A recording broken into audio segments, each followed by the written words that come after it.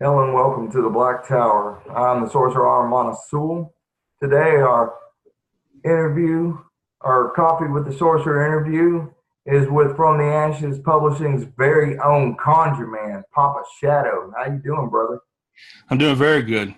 Thank you. Oh yeah, dude, it's good to have you here. I appreciate you doing this. It means a lot to me. No, it's an honor to be here. No problem at all.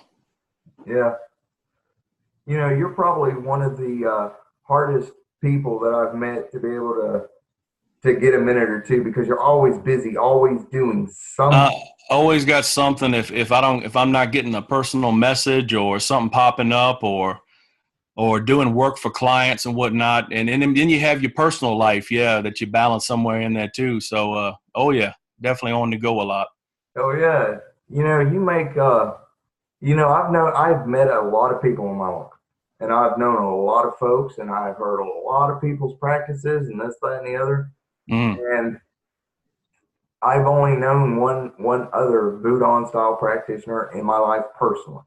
mm, So you make only the second that I've had the privilege, the yep. honor, and the pleasure to be able to sit down and for it to be on this channel for other viewers. Man, this is awesome and an honor. And so No, I appreciate it. and you're right. Like I said, for the most part, it's a very clandestine, very shadowy, type of practice. You definitely don't see too many coming out, of the shadows. No pun intended, to come out. But it's nice. It's nice to be able to, come out and share a little bit, of what we do. Oh yeah, that's the key word. I always thought, like with the witch's pyramid or whatever they call it, to dare, to know, to will, and then the Yep. fourth one, to keep silent. Mm-hmm. And that nothing screams shadow more than that. Yes. You know, uh, I do understand, like in normal practices, they have the habit of making sure that they're in alignment, that their Mm-hmm. will is in alignment with their desire, their goal. Yep. Get this. And then they go from there, doing a ritual, doing a spell, whatever, maybe enchanting something, so Right. forth and so on. But they do this. And then later on, after it's worked or it's done something, they'll say something. But Mm. I've noticed something, and this is maybe a question to you because, like I said, Mm. you're the first real person I've had to actually talk to about this. Is it Right. the same way in a conjure man's world or a conjure woman's world, or do you ultimately always stay silent about it no matter what? Um, I mean, there's different belief. Yeah, I know what you're saying. So we're talking about when you do a particular working, you don't really advertise a whole lot about, what you're doing. I think that is, well in practice, even today. When I do a working for sure, especially if I'm doing something baneful, I remain silent as a mouse and I go about my daily business like nothing happened. And once it's put into order, the fuse is lit, and then just a matter of time, before you see the result. Well, I in the last year, I've ran across a few people who have differing opinions Mm-hmm. about, when you're doing baneful magic, whether you should tell the person. I've had a few people. This one person that I'm friends with, uh, Mm-hmm. he makes the point that he likes to, go and tell the person that they've been cursed, that it Mm-hmm. hurts or that it Mm-hmm. works. Uh, Mm-hmm. do you have any thoughts on that particular thing? Not necessarily what you do, but do you have any Right. thoughts on an action like that? Um, I mean, I can see the psychological warfare aspect of that, or maybe why that person would want to do that. Then, for me, a lot of times, what you see when you're dealing with most of my targets that I deal with, or we don't know everything about that person. That person might put on a persona, you know what I'm saying, on a skin level, the icing on the cake per se. And we might see them as an ordinary, non-magical practicing person. Well, that person may practice. Person may have spiritual protection from their ancestors, from guardian spirits, and like I said, you don't. For me, I don't want to let my enemy or my target know any more than I have to, because then they can start reversal work. They can start throwing things back at me, and then it becomes potentially a witch war or a conjure man war, if you will, or a root worker war. If you find out he comes out of the bushes and he, in fact, is a conjure man, himself, that kind of thing. So for me, I wouldn't personally take that tactic. That's just my own little art of war Yeah, philosophy. well, I share similar concepts with that. Of course, I have a rule of thumb: never let them see you coming, Exactly. because it's amazing the people that'll come after you or attack you, or anything from your safety and well-being to your persona in the public's eye, your reputation as a work or Yeah. anything like that. They didn't give you no freaking warning they were going to do this, so why should Nope. you be any different at all? And so I use No. that exact same method. Yeah. Um, I don't even talk about it later after it's been done, because once it's done, it's done. And when I Right. let it go, it's let go. Yeah, it's like it goes back to the old that I've brought it up many times that the acting in accordance. Yeah. Just like you take a black poppet spell that I've mentioned in the past.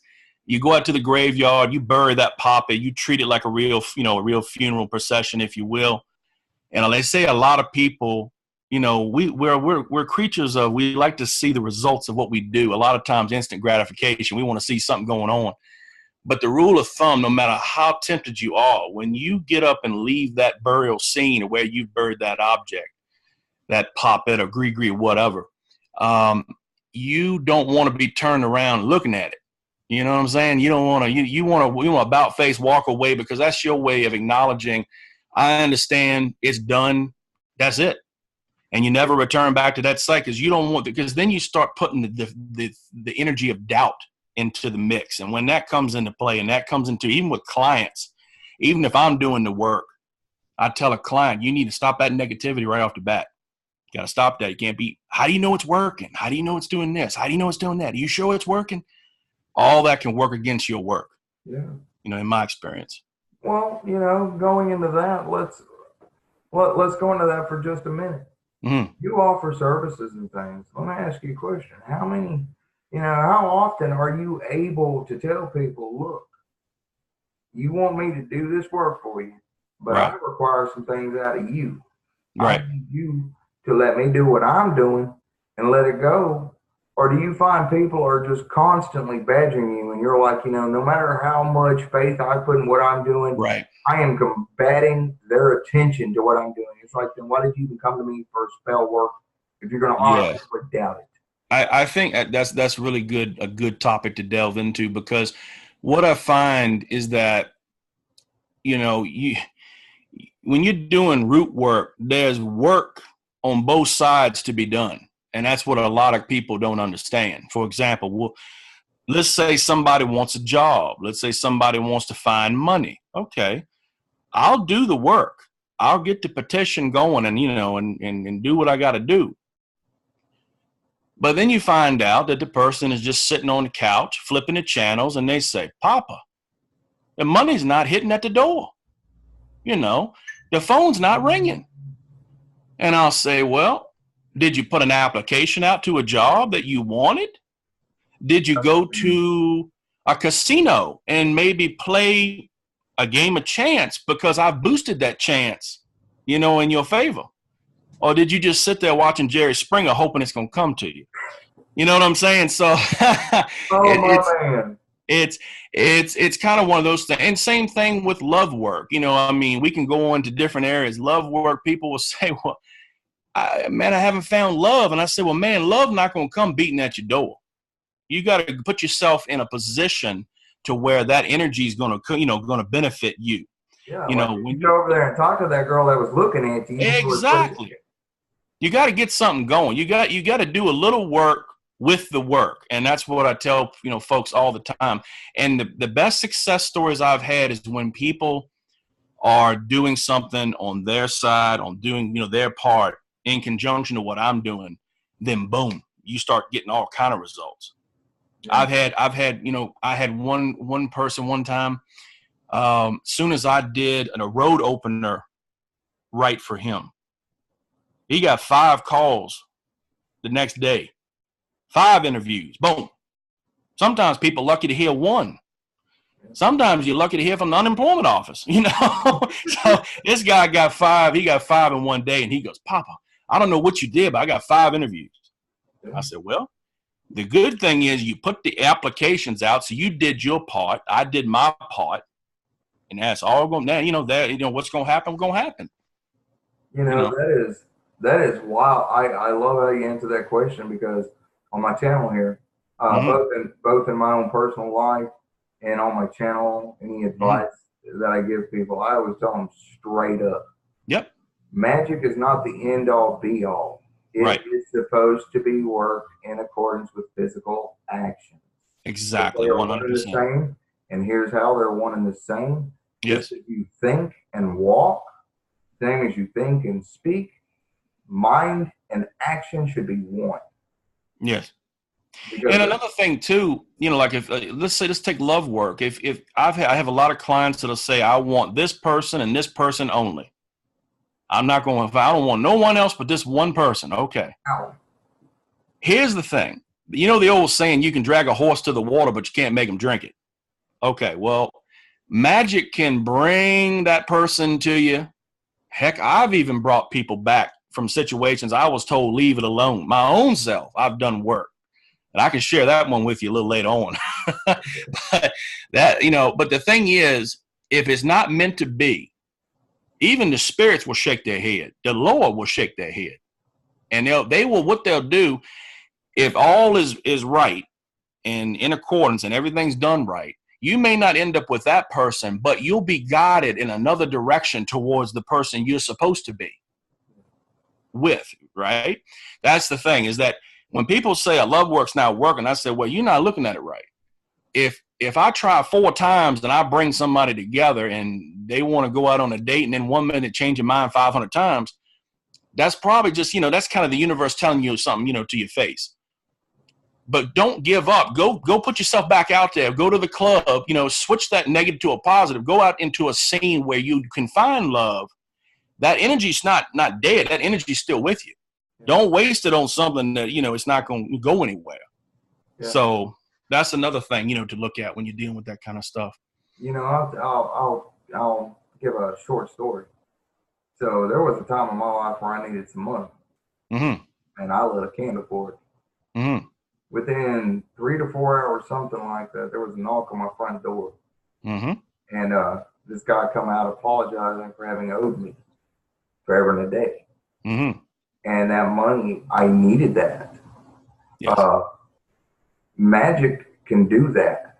Yes. But also at the same time, if guy hadn't owed me money, and no pun on your name there, I'm sorry about that. But if the dude hadn't owed me, that wouldn't have been an avenue or a door that magic could have used or employed to bring something to me.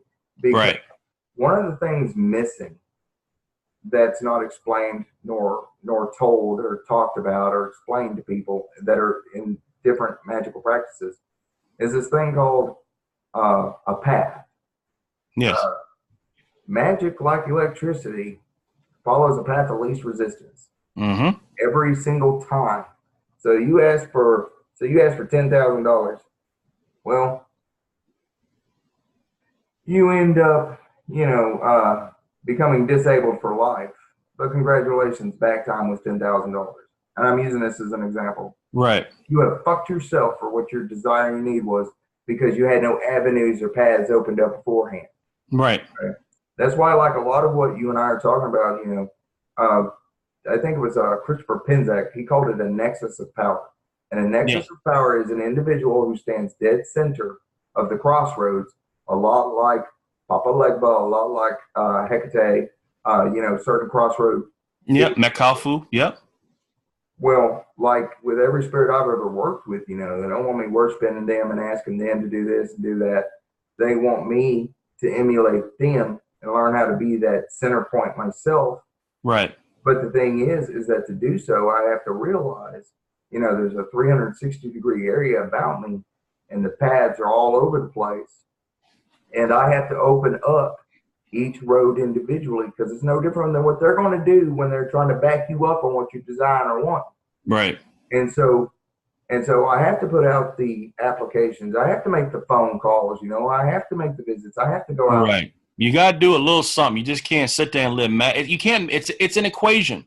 It's got to be balanced.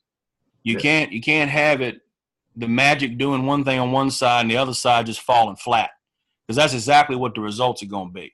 Oh, yeah. That energy is going to go to nothing. That energy is going to go be wasted, just like you pouring a bottle of Coke on the ground, and that's a sin in itself. But anyway, you just that's just like wasting a good can of pop, is what I'm saying. When a root worker or a sorcerer does work for you, capitalize on that. Yeah. There is a certain statute of limitation even on a spell. I mean, it can go or root work or whatever. I mean, the energy after a while is going to dissipate and fizzle out. Yeah. And then you may have to. That's a point where you have to recast again and Yeah. that kind of thing. One thing I'm not a big super advocate on. You get a lot of people seem to think, and it's kind of like the theory of putting 4 Band-Aids on the same cut. I have enough faith in what I do for my own, not only when I do the work for my own self, but for a client. If a client says, well, can you do this, 6, 7, 8 times in a week? Can you do this, and all that? Why? First off, in my line of work, the spirit's going to look at me like I'm on some kind of drugs if I keep asking the same thing 7 times in a week. You've asked one time, they heard. Enough. That's it.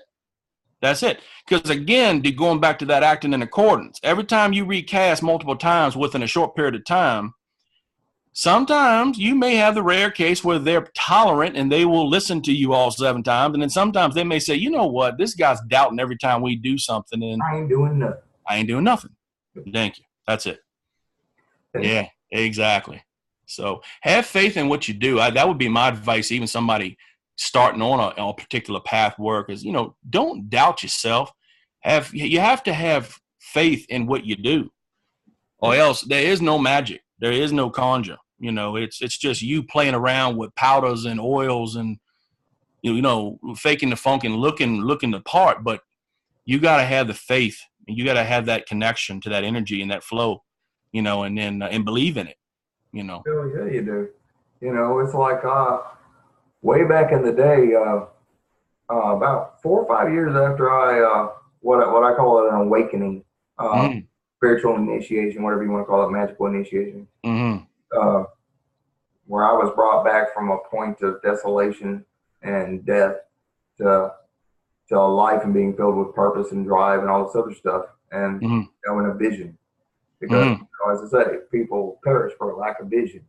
So given a vision of a fulfilled life, and I've followed it ever since. But about 4 or 5 years after my awakening / initiation into the magical life, I would do past life readings, tarot readings, aura readings, and stuff like this. I never ever stated a price or anything like that. Right. It's always like, just whatever you think it's worth, because either way it goes, I'm real to my shit, and you're gonna get the same result. I don't care if all you had was $1 or if you give me $100, it's gonna be the same result. Right. I'm doing what I do and I'm good at it. Yeah. And then there would be people, I would give them answers and they would be like, well, I already knew that. Why did I pay you? And I'm sitting there going, well, first off, you came to me asking for help. Right. Right. Second off, I didn't charge you a fucking thing. I asked you, just, whatever you can afford. Okay. So you're actually attacking yourself, not me. Right. Right. You ran across things like that. Oh yeah. I mean, and I tell people, I'm not reinventing the wheel here. What I'm doing is bringing to light that which has not been shared on a common level. There are general things that I share, that I have shared in the past. I'm sure you've read some of them. Oh, yeah. And every root worker or sorcerer or whatnot, whatever you want to call yourself, may share a similar way of doing it. It may have some similarities. They may be kissing cousins, as we call it. But there's not a whole lot out there that has been innovative I'll be honest with you, I've seen so many videos and read so many books on the occult, and it's like a lot of it is like repeating. you know, and I guess they're hoping the next generation comes along and goes, I've never heard of that before. Well, you haven't been around as long as, you know, you or I, right? You Yeah, know, 'cause then they're going to be left with a long line of books that everybody's read that, everybody's read. yeah, because it's regurgitated bullshit. Well, it's kind of like you know, this is totally on an offshoot here, but it's like with the movie industry. I mean, they're remaking movies, and the new generation says, "Oh man, that's cool. I've never seen that." And I'm like, you know, man, I was watching that in 1985, Yeah, right? well, You I know, remember that in '86 or '84. Yeah, right. you know, So you know, like it's a lot of repetitive stuff out there. But yeah, I mean, going back to your question, I get a lot of times people say, well, hell, I knew that. And I'm like, well, okay. Then that means we're both knowledgeable people, and you've been around probably as long as me, and you know a thing or two. That's good. Okay, I'm nodding my hat to that. But you know, the thing is, like what we were talking about, there's book read magicians that gain power, you know, through hard, diligent work. And then there are what I call bloodline, you know, witches, sorcerers, conjurers, whatever you want to call it. You may not realize it when you're born. Maybe your family don't want to talk about it. They want you to discover it on your own. Maybe they're hoping you never discover it and you just grow up a normal life. yeah, But, you know, like myself, I was born with abilities that I can't teach people. It's like a car that comes with a factory equipped 10-band equalizer. I can't give you what I came with, but I can guide you. You know, I can show you and make sure you're doing it right. I can be your spiritual training wheels and make sure you're doing it right. But like I said, the way I do something, the way you do something, and then some novice comes along and tries the same thing that we do, the results may be, oh Lord, maybe 10, 15%, right? Compared to what we do. yeah. And then Because they might blow us out of the water and get better results than we did. you may find a prodigy. We may find the second coming, you know, I mean, you know, you never know. I mean, it's just, you know, I've had some folks that have blown my mind with their knowledge of root work and conjure work. And you know what? They're powerful and don't realize it. And I think they come to people like myself and yourself, and they need that boost of confidence. A lot of it is confidence in certain people. I never thought of that. You need to boost their confidence and say, you know what? You're powerful. I'm not telling you anything you probably don't already know. Or maybe I am showing you something. I'm sure I got a lot of knowledge of people, because a lot of the stuff that I know was passed on to me is not going to be something you're going to find at Barnes and Noble or you know, in Chapters. I can tell you that, which is what our Barnes and Noble is up here in Canada. Yeah, you're not going to find a lot of this common stuff. And I've caught a lot of slack. I mean, my goodness, since I've been putting some of this stuff out there, I've been called and slapped on both sides of the cheek many times verbally for sharing it. But I mean, you know, it is what it is. You know, that, like you said, if the way I look at it, when I share something, if a person isn't initiated into that current, if a person has never worked with it, what I was targeting, what I was sharing, because it was a closed group to share knowledge for serious practitioners. So when I share these things on places like Facebook and whatnot, the idea was I was hoping I was going to hit the target of people that already knew what they were doing, and this could be something you could add to your repertoire. Well, It wasn't. It was Yeah. how I got introduced to you, and how I was like, holy crap, here's a fellow brother of the arts. Yeah. Yeah. And like I said, it's, you know, a lot of people will be like, well, you know, I look at it like when I put it out there, it has its own little trigger lock on it spiritually. You know what I'm saying? Right. And with work and with understanding of how to get into that practice and do it with respect, and that you don't cause danger to yourself and everyone else. And don't use YouTube videos. I can tell you that sometimes they got a lot of stuff out there that, you know, that'll get you in more trouble than talking to somebody that's got experience in it.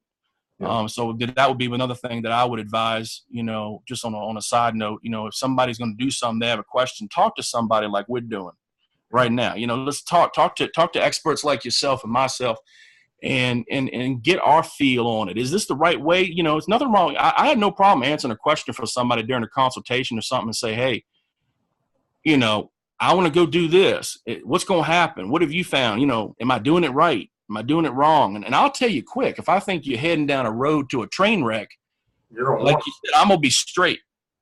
And I know the truth hurts, but I'm gonna say, I know. Look, you're heading for trouble if you do what you're doing. So, yeah. That, that's the best way I've ever heard it put. I mean, in all honesty, because Yeah, you gotta go. You gotta deal with with reputable people that have been doing it a long time. Either they're come from a bloodline of practitioners, or they have a reputation. They've studied under reputable people. However you want to look at it. I mean, everybody's path is different. How they got into it. Like I said, with me, and I'm sure I'm not the only one out there. A lot of us have a bloodline. That it's in us. It's in us, and it's just a matter at a certain time you find out. Like with me, I found out through accident. The old saying, "Be careful what you wish for." Power's in the word. That's not just something our mamas tell us, to keep us out of trouble. If we are people with magic in our blood, born with it in our blood, you wish somebody harm, you better be careful. Because I guarantee you, if you wish hard enough and the intent's there, and your focus and your power's there, or you have enough spirits around you that are willing to work with you, something can happen. I'm non-religious. When we had this conversation, I'm spiritual but not religious. Right. But like I was raised up in the church and stuff, and it was really interesting that at a certain point in my life, I came to understand that the Bible, if you throw away the dogma and the story and all the preaching and pushing it down your throat shit, you come to find out that is the greatest grimoire ever fucking written. It's powerful in hoodoo for sure. A lot of the Psalms are used for a lot, from love work, court work. Yeah, well, see, not just that. There are what I refer to as ancient priest teachings that are hidden throughout it. Like one of their things is the power of life and death is in the tongue. Well, a lot of people read over that, and they skip past that, and they fail to understand that it was a lesson to be taught that the power to create or to destroy is in your words. So be careful what you say. Right. I'm not going to go through scriptures. It's not like that. Which I've heard of, Santeria and using psalms and things like that, and magics and stuff like this. It's not exactly my thing. I have my own style of doing it. But at the same time, I took their book, took the things out of it that were powerful, and I empowered myself with it. Right. I set the book aside because that's all I needed. I didn't need the story and what I should and shouldn't do. I'm gonna figure that out on my fucking own. Well, that's the thing, and I think that's kind of like where when we're dealing with. I've heard the term coined a lot when it comes to voodoo or vodun. When it hit American soil, I call it the American voodoo system. Yeah. Because the way it was practiced in America, specifically like the New Orleans area, was very much like it was very traditional to the way it would be practiced in Africa up until about 1808. And 1808 is when that's when they made it illegal for the importation of slaves from Africa into the country at that time around New Orleans. And that's when basically after a while you had the Europeans there and everybody was there and everybody was basically becoming fused with each other's culture. Yeah. Okay. And that's where the Creole phase came in, the Creole language, which really became the center point of a lot of the voodoo rituals there. Like the Louisiana Purchase, we got it from right. the French. I mean, right. So, like I said, but pretty much after about 1808, it started to trickle down, and the way voodoo was practiced, like I said, in the homeland, it started getting fused with everything. We're talking, shamanism, Native American traditions. It got fused with European sorcery, and that's where. And I want to say, I believe it was around after 1930, voodoo started getting this really bad publicity. Started getting this bad, hype. And it went underground. And then, I don't know anything about it. How did it get that? It went underground. Basically, it started getting this started getting like this, bad, look that it was evil, that it was practiced for evil and all that. You know how it goes. Oh yeah. People look at it like it's sorcery and it was black magic and all that kind of thing, Yeah. even though it really The Bible traditionally, was evil. right, right. So it went underground, and that's when really the sort of paving the road for root workers and hoodoo. Hoodoo came out as that was the new phrase of the day. You didn't really hear voodoo too much. You heard hoodoo. And like I said, that's when you started hearing more about the root workers and root work, and your local pharmacy became your local botanica. Yeah. And in the front, it was a Walgreens, okay, but in the back was a botanica. Yeah. And not everybody knew it had a botanica in the back, but for the select few, that's how it works. And even to this day, even the botanica that my family's gone to, in the front of it, it looks like a Spencer Gifts. It looks very novelty, but in the back is the real deal. Yeah. And only a certain people get that golden tap on the shoulder to get to go back in there. Because like I said, the people that work in there, they'll feel you out quick and they'll be like, oh, he's a dabbler, man. We ain't messing with this guy. He gonna get himself killed or, get himself hurt, spiritually or whatnot or physically. So, but yeah, that's pretty much how it all kind of rained down. But like, we're talking about, how things are, once it hits American soil, once it hits North American soil, everything changes. It's not pure. I know and nowadays, nowadays everybody wants kind of get everything back, to the way, separate everything and make everything, everybody wants their own little piece of the pie now, because that's something we run into a lot, especially even in the occult world. You get a lot of people talking about cultural appropriation and that kind of thing. And I'm like, well, it's America. That was kind of the thing. Everybody came here from everywhere and that's the thing, and everything got fused and everybody borrowed from different systems. And I said, even with martial arts, because I used to teach many moons ago, back in the 90s. I mean, if we didn't get that knowledge from the Koreans, the Japanese, the Chinese, the people from Thailand, if we really enforced cultural appropriation, we wouldn't have half the stuff in America we got today. Yeah. Food culture to martial arts to, the occult, you name it.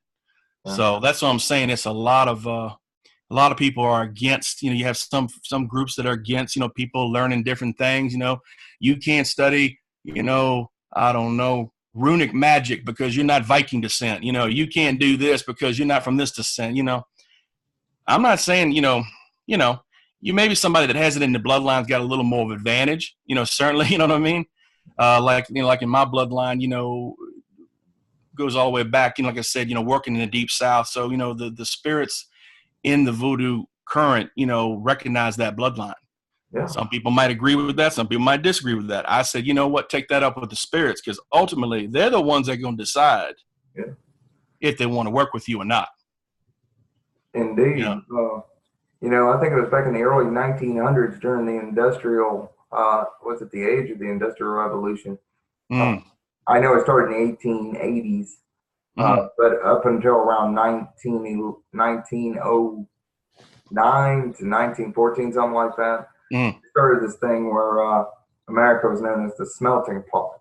Because that's when they first started using that terminology, which is what you're talking about. And that's when the appropriation, a lot of people misunderstand that we live in a day and age where we're seeing division and divisiveness and so forth and so on. But the fact of the matter is, this is nothing new.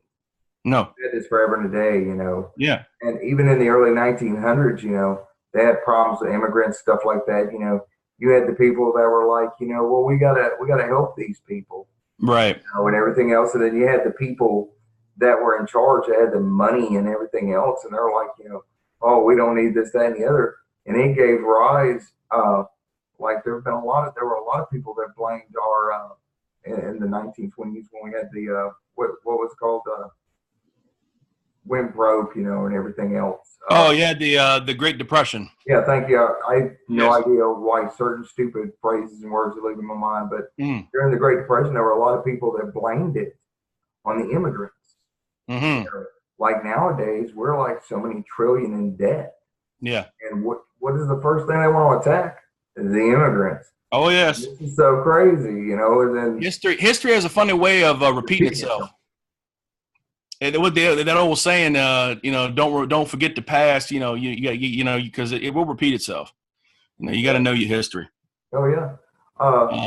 One thing I was going to say too, while I was thinking talking on that other topic, people always ask me, about, on the topic of initiation. There are a lot of initiatory systems out there. And like I said, with me, I had a little bit of a VIP backstage pass kind of thing through my bloodline. And I realized, not everybody could walk up and maybe have the same success. Because I'm going to tell you, the way I look at an initiation, it's a beginning. It's a meet and greet. It's a formal ceremonial meet and greet. And typically it was, it's orchestrated with an ungano mambo.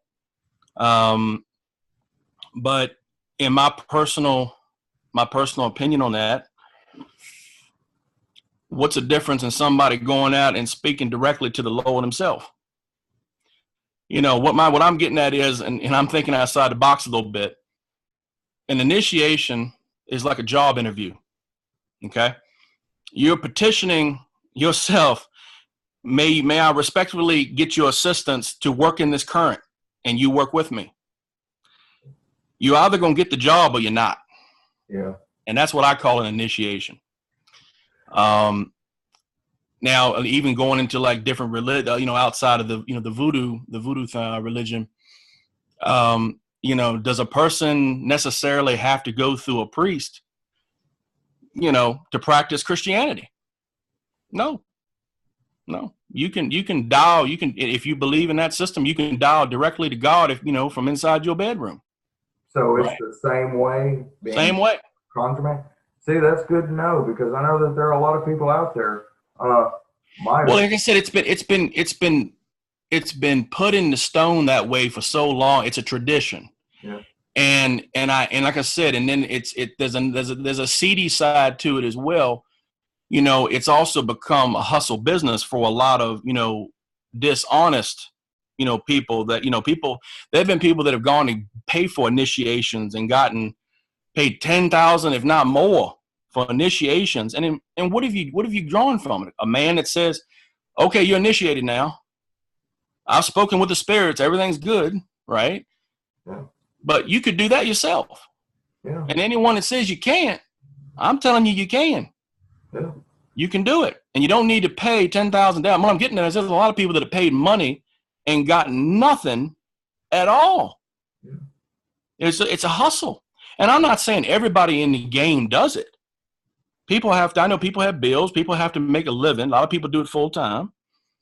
But there are a lot of hustlers out there in the game that, if you don't know any better, they'll say, oh, yeah, I'll initiate you into this current or that current. And it's going to be this many dollars. And you pay them, and then it's smoke and mirrors is where I'm going with it. Oh, yeah. But, I mean, on the flip side of it is you may get someone who's the real deal. And it all depends on kind of what your path work is, too. From my experience, if you want to seek more like a priesthood kind of aspect of it, then you would want to, contact an ungan or mambo and do it that way. If you want to really, really go down it, that path. Yeah. But I've also heard it said that if you want the path of power, that's the path of the Bokor. Yeah. Okay. That's it. That's kind of where you differentiate it. Bokors are problem solvers, they're enforcers for problems in your life, whether it be love, money, that kind of thing. So, yeah. But they're also kind of shunned amongst many mambos and ungans for the type of work they do. You know what I'm saying? Because there are a lot of ungans and mambos that stay true to the path and won't do any work that against anyone, you know what I mean? Won't do any baneful type stuff. Yeah.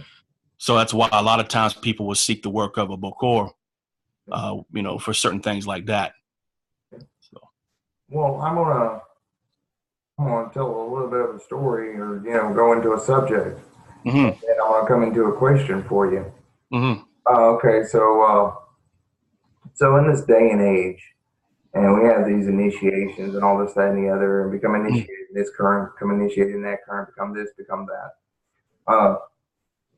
My wife has been a practicing witch for 16 to 17 years. Mm-hmm. Uh, it jumps generations in her family. And she got it from her aunt. And her aunt, when she was alive and she was little, was showing her things, just kind of guiding her. Right. Well, then as she got older and she started, picking up books and trying to learn about magic, because there were no old family books, because the family, they were ashamed of this woman, because she was a normal. Yeah. Didn't go to church like the rest of them didn't, whatever. So she didn't have anybody to raise her up in it. And when she went upon the path of witchcraft and was, practicing and all this other stuff, it came to the point of initiation. And one of the points that was brought up is that only a witch can initiate a witch, and so forth and so on. And in her mind's eye, it was aggravating to her that she was like, this is something that is natural, that flows my bloodline, that I'm naturally at, and her doing her thing. And, right. And to be told that, oh, well, you're not really initiated unless you do blah, blah, blah, yakety schmackety. Golden Dawn, Thelema, the Masons, the Freemasons, I mean, those are just just a few, then you have Bodon and so forth and so on. So you have all these different things, and they have like initiation factors and things that they do. Right. So forth. And, I self-initiated myself into the Golden Dawn, almost 19 years ago. And I walked that path on my own. I did the working by myself. I was dead serious about, the path working and the grade work and all this, that, and the other. And I taught myself. And I didn't need a teacher to stand there and be like, you can do it. Keep going and keep going, because I'm already self-motivated. So I would do it myself, Right. And I never thought anything about it. But there are quite a few people out in this world that are scared to say, I self-initiated myself and I am this. Right. They just took the reins and ran with it because they feel as if they're not good enough because, they don't have the degree on their wall. Well, that's the thing. Yeah. It I mean, and also too, it stirs up a lot of controversy because you've got people that have been that went the steps, all for several decades, walking the path, under the tutelage of an Ungana Mambo per se. And then somebody walks up and says, what if I could tell you, I can give you a direct link and knock off, all of this step and that step and, kind of trim the fat on the thing. Yeah. Some people might be in agreement with it, some people not. But if somebody can show you, a much more direct route rather than going this long drawn out thing. Because like I said, I'm not knocking, for people that want to take that particular path work and want to go that particular route, more the priest, the high priest level and that kind of thing, then more power to you. There's nothing wrong with that. For me, it just, that wasn't the pathway I wanted to go. It wasn't really the path work of a lot of the followers in my bloodline went. So, it just, I resonated more with the pathway. Yeah, and see, you didn't have to contend to deal with that. Right. And that leads me to my question. Okay, you being a conjure man. Yeah. So let's get into that a bit because I mean we've talked on subjects that are involved in it. Right. How do you see yourself as a conjure man? What is not necessarily a day by day thing in the life of a conjure man, but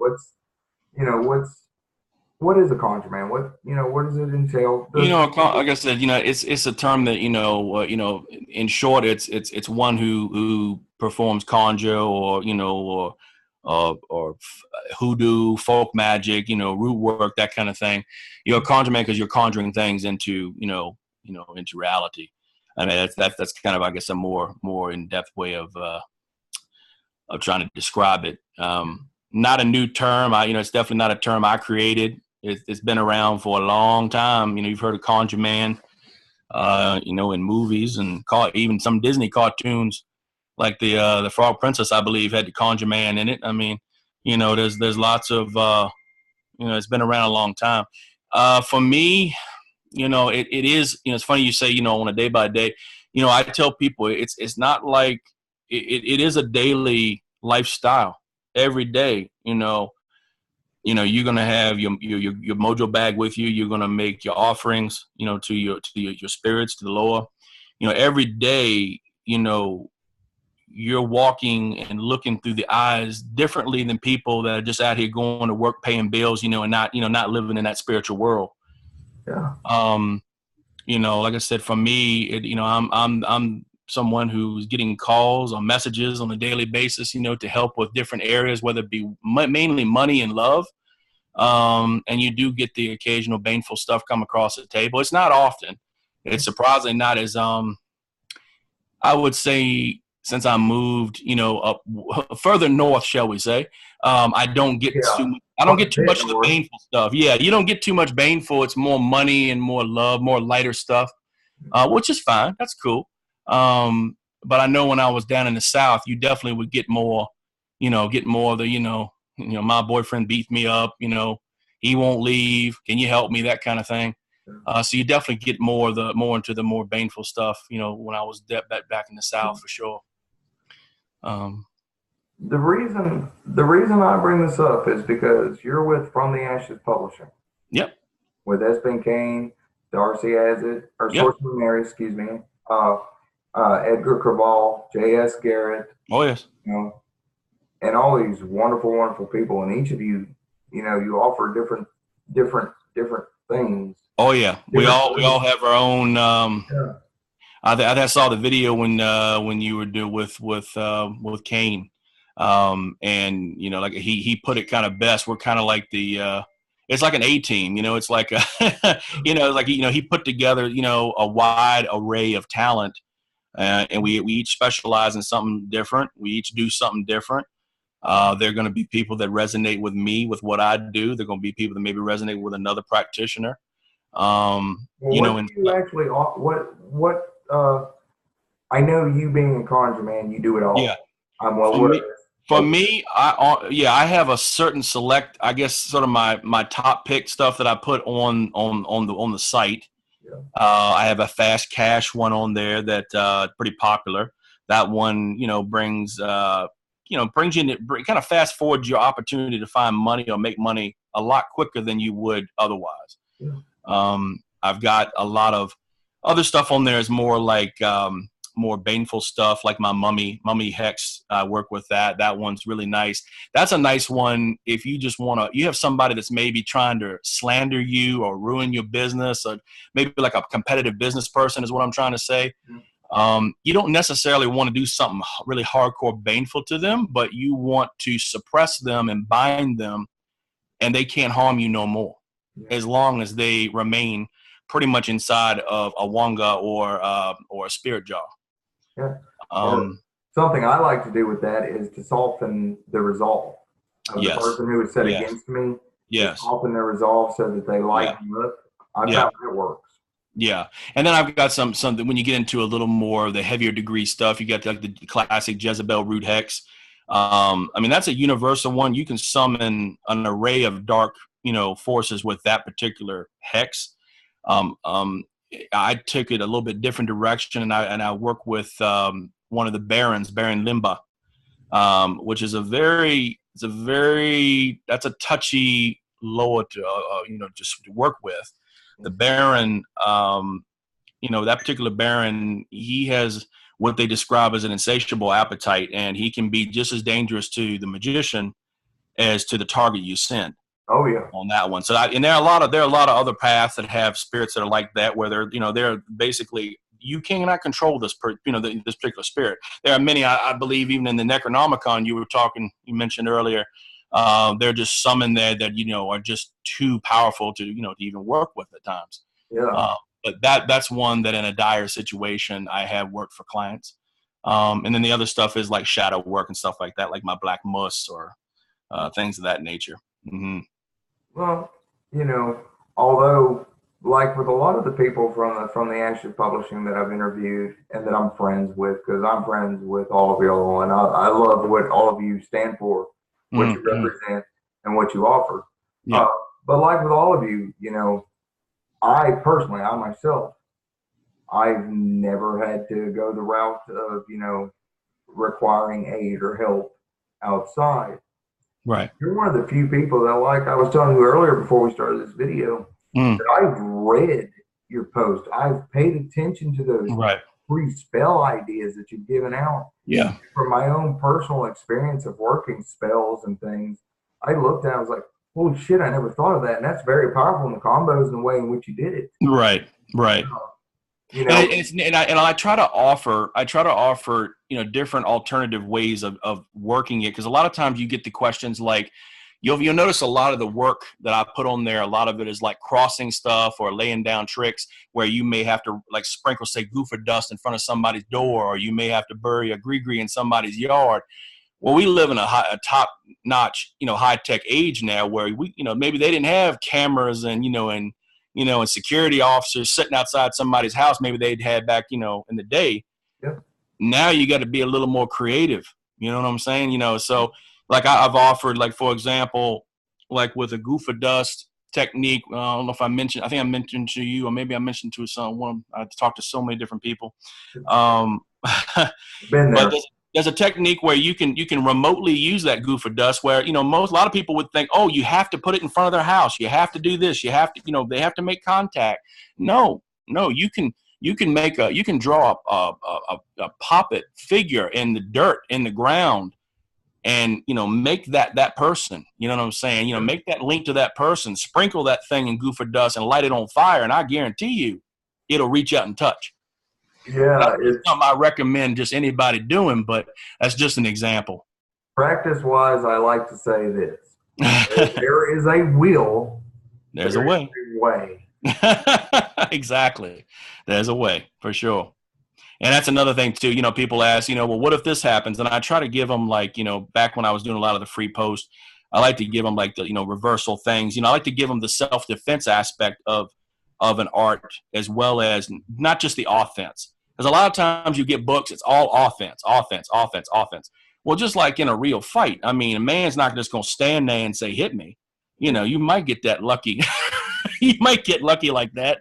Unless he likes to be hit really good the This is first true. time to rage. Yeah, this is true. This is true. So, But you don't find a lot of those topics. no, you sure don't. And I'm thankful for that. Let me tell you, I'm very thankful for that. Because when I was younger, I happened to be one of those. I'll give you the first shot, but you better make it count. Right, Uh, right. But the reason why I brought that up, it was making a point that, not ever having, needed it. One thing I will say is this right here Mm-hmm. is that, you're knowledgeable, you're skilled, and you actually have the works to back it up, Yep. And so for the viewers out there, I'm not trying to push an agenda of, oh, go buy this person's service, go buy that person's service. I never made this channel. I don't do these interviews under those guidelines. I do it because these are people that I personally, I love.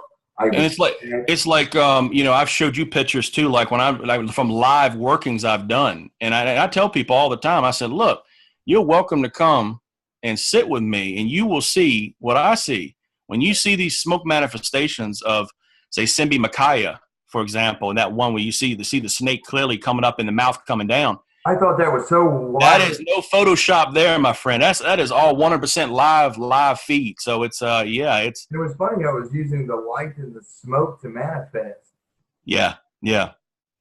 It's amazing. Like I said, and a lot of times too, like, when I have, I've had, people taking shots, behind me, in the dark, when I'm doing a lot of the work. 'Cause that's one thing. A lot of practitioners, especially a lot of the work that I do, it's very secretive. I don't let just any old, Tom, Dick, or Harry run up in there and say, hey man, let me see that. Let me video that. I'll share a few things with a few friends. And like I said, the ones I've showed, like I share with you, and they'll be like, whoa, Yeah. if that's not a sign that you're doing, you must be doing something right. I don't know what is.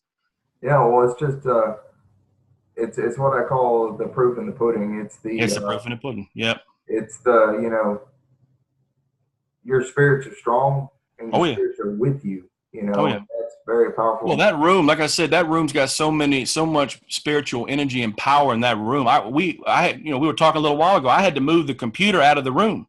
And we haven't had one problem during this whole time. We haven't had one problem. I couldn't even hear you talk in the other room. It was locking up, freezing. Last night when I was doing work, I mentioned it blew every light bulb in the room and exploded them. I mean, so, like I said, and that's the first time that's ever done that since I've lived in this, and, since I developed that room, since I bought the house. Yeah. But like I said, that also is a sign too that, you're getting, we all can keep ascending. We all can keep getting stronger and stronger and stronger. I don't care, we don't, There's plenty hopefully. of power out there for everybody. Oh, yes. There's plenty of money out there for everybody. There's plenty of this, plenty of that. Quit fighting and belittling and so forth. This infighting is. That's a lot of, like I said, we could go into a whole book on that one for sure.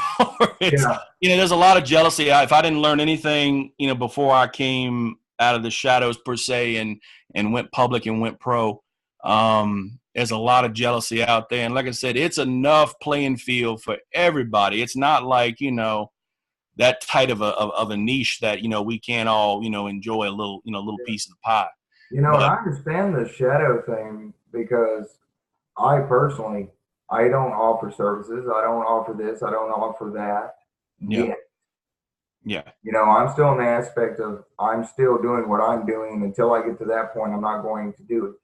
Right. But the reason why I say why I've said all of this, and and towards my viewers, letting them know, this isn't a way of me trying to sell somebody's product, but this is to let you know that the people that I do interview, they're knowledgeable, they're skillful, they do know what they're doing, they have had results, they, so forth and so on. I would suggest to anybody, even though I personally haven't had to ask for your help, and hire you to help me do something. At the same time, the things that I have seen, that I had, that shared stuff like that, and just seeing how powerful and how effective it is, and then you go and you offer this. Yes, of course. First thing I'm going to say is that if any of my viewers out there have any need that maybe you don't understand what precisely you need, I would suggest talk to Papa. Get with Papa. And that's the thing I put out there one time too. I said, don't go by just what I list on the website is not even a tip of the icing what I do. That's true. We had to put, we had a small slot there. We had to put a few things on there that I wanted to list off. But, like I mentioned, talk to me and I can always customize something to your needs and, we can go from there. Yeah. For certain, it goes way beyond 3 or 4 different techniques. Indeed, it does. It's like my own practices. If I was to, like if somebody said, can you come up with 6 services that you could provide? Yeah. I could come up with about 20 or 30, but then I even that's limiting what I can do. Well, one thing I used to do down in the South, I used to do a lot of cartomancy, that's pretty old school, using the regular playing cards. Yeah. I stopped doing it because every time I would do it, somebody'd find out somebody's husband was sleeping with somebody's sister, and it became Jerry Springer. And I was nailing it on the head. I mean, I tell it like it is. I don't lie to spirits. The spirits tell it like it is. Yeah.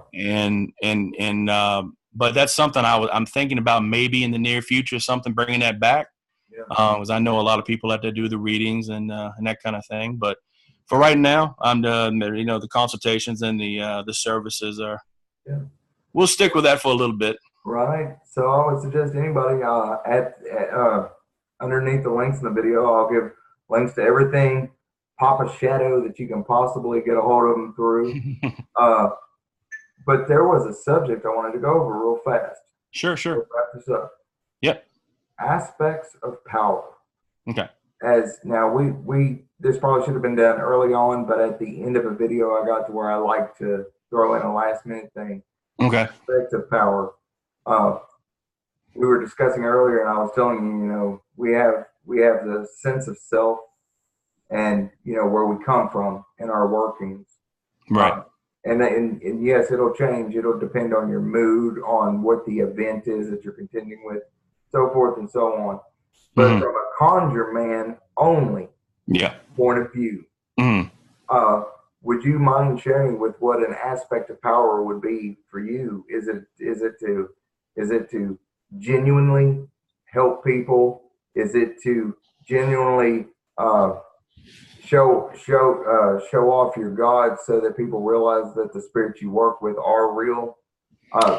What's your aspect of power? I would say I think the first aspect you hit on would definitely be at my center. I've always loved helping people in some fashion, whether it be through conjure work or through just daily life.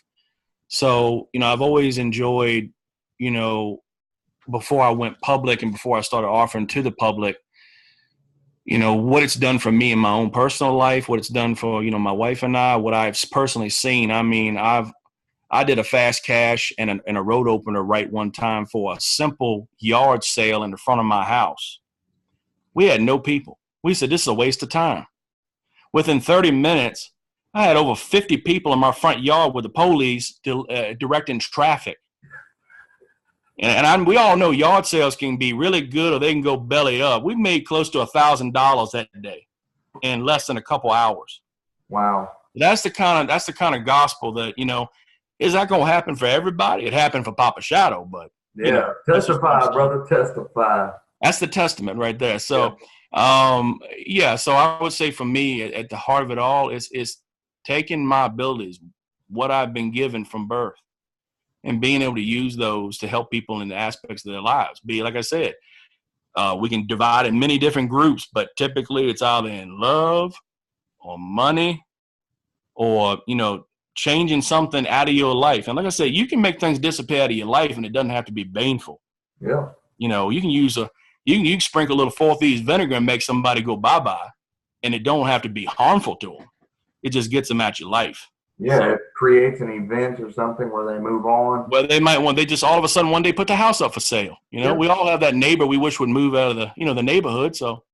Oh yeah. But so I would say that for me, my aspect of power for me would be at its heart would be, using what I've got and using that, to help people. Well, no more than we've said and we've talked. There's one thing I do recognize. And that whole spirit of discernment thing, you have honesty, you have and the next word, integrity, but integrity mixed with honor. And that's very unique because there are as many different types. Yeah. Conjure men, women. Yep. That have different area, where they come from, whether it's they're all about themselves or so forth and so on. Right. For some people, it's for to get the status, the fame, the hype. Sometimes it's for power, sometimes for money. All of that fame. They cover it, and so forth and so on. So it's refreshing to see, somebody that's in that field of expertise, offering these services and just because you offer yourself, you're not a lot of people when it comes to the practice and a lot of people who are like, well, I want this right and I want that right. They don't understand that the person that's doing these things, they're not just offering you something for your money. Right. They're putting themselves out there because, you're going to be judged. Oh yeah. And so in so doing, you always have to put yourself in the forefront. So you have to. When I do something for somebody and it doesn't happen the way maybe they wanted it to do, I get just as disappointed as they, because like I said, it's my name on that label. It's my name on that working. Yeah. So, I want them to be successful along with them. Like I said, it's all about genuinely wanting to really make that change in their life and see them get where they want to get. If I don't get nothing else out of it, that means the most to me. It's not all about the money. It's all about being able to show people, this is me, this is what I do. And if I can help you and I can make that change happen, I'm going to do it. Yeah, for real, I've lived a certain way for 25 years now that, I'm a man of my word. My word is my bond and that is my honor, Right. and it's refreshing to see that out of someone like yourself, Right. And this is another reason why, why in my coffee with the Sorcerer interviews, this is like one of the top reasons why From the Ashes Publishing Mm-hmm. is being portrayed here is because you guys got that. You got that Mm-hmm. made. Right. And so I'm proud to have you, being such a strong integral part in our occult community, and just the community in general. So thank you. Yeah. Yeah. No, like I said, it's a pleasure to be able to, to see the smile on people's faces, when I'm able to help them out with something like that, and you get those messages, man, I got that job, or, or hey, I went from, nobody in my life to now I'm in a full blown relationship or something. Right. I mean, that right there, that's the goal at the end of the rainbow for me, For real. ultimately. Oh yeah. Well, we're coming to the end of this because we've been here about an hour or so. Uh, Yep. are there any last words? Anything you would like to say to the audience? I don't care if it's advice. I don't. Just what is something Papa Shadow would like to come out of the shadows just to say?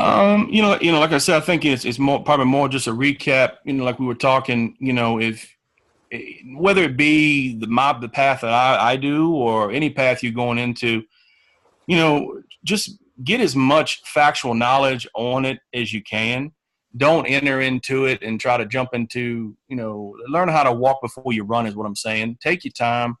I'm not saying take, millennia, but, take your time and do things respectfully to the spirits, as long as you enter, into any current with respect, and you take the time to learn what their sigils are, what their veves are, what their glyphs are that they, that will draw them, what the things they like. Do they like, candy? Do they like cigars? Do they like, I have, like I said, with the Loa, you have some that like whiskey. Simbi Makaya likes whiskey. Most people would think, oh, it's voodoo. It must be rum. No, no. No, it's It's whiskey. whiskey with Simbi Makaya. I'm not saying he probably wouldn't, he wouldn't enjoy a good sip of it, but he prefers his favorite is whiskey. Um, so that's the kind of thing you want to learn what colors they like. There's usually certain numbers that pertain to them that are favorites with them. Yeah. That's just like I'm just kind of relating to my own practices, but I mean that's just the main thing is just and believe in yourself. Have faith in what you do. If you're going to enter the world of magic practice, okay, you want to have faith in what you do. I mean, really, an undying faith. Because if you have any kind of self-doubt, if you do a cast something or you do a rite or ritual, whatnot, and then you're going to walk out the door and say, man, I hope that works. Oh, man, I don't know if that's going to work. You just killed it. Yeah. That's like blowing out a candle as opposed to snuffing it. A lot of people don't know that little trick. I've seen so many people, man, I did candle work and I blew it out. I said, you just blew all your magic right out the window. You know what I'm saying? Yeah.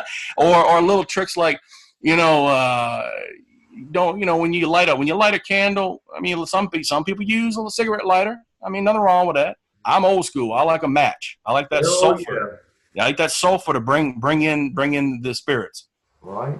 So, like I said, it's little things like that. So I guess it's just learn everything you can about what you're getting into. Just don't pick up a book at the bookstore and go ahead and do something frivolous and then it come back, because it can come back on you and backfire on you. You might try to hex somebody and it come back on you because you didn't do it right. You did something, crazy. And like I said, and just believe. You have to have faith in what you do. If you don't believe in what you do, whether it be magic, your job, or anything, you're not going to have success in it. Yeah. And the last thing I think we hit on, which is very important, if you're getting somebody to do the work for you, put a little effort into it. Even if you do it for yourself, even if you don't get it, let's take it from another aspect. Even if you don't get a root worker or a conjurer or a sorcerer to do the work for you, if you do it yourself, put a little effort into it. Just don't sit back and expect the magic to hold the weight. It meets you halfway is what it does. And sometimes if you really get in the favor of the spirits, it'll go a little bit beyond halfway for you, but you got to put a little something in it. You got to put a little something to balance out that equation. Like you said, you do money work or employment work. Put the applications out there. Don't just sit there and wait for that miracle to happen or manifest out of thin air. It's not going to happen. Do the work. Do the work. So. Hell yeah, brother. That's what I'm talking about. But dude, like I said, thank you for being here, brother. thank you for my audience, because I know that Oh, it's a pleasure. It's a pleasure. and Like I said, this this is the second time I've been officially live on the camera. So it's whenever you get Papa Shadow to come out of the shadow, it's definitely a treat. You know what I'm saying? let me tell you, it was too, and I appreciate it and your input and your wisdom, brother. Thank you. No, anytime. It was a pleasure. Yes, sir. And to each and every single one of you out there, like I said, I'll put the links to everything down below. Go check out From the Ashes Publishing, sign up for the weekly newsletter. And while you're there, check out some of the members there. And Papa Shadow here, he's up there. Check out his stuff. You know, feel free to find him, communicate with him, talk to him, because he's a great guy. And with that being said and done, I wish each and every single one of you out there peace, blessings, and power. Till next time. Take care.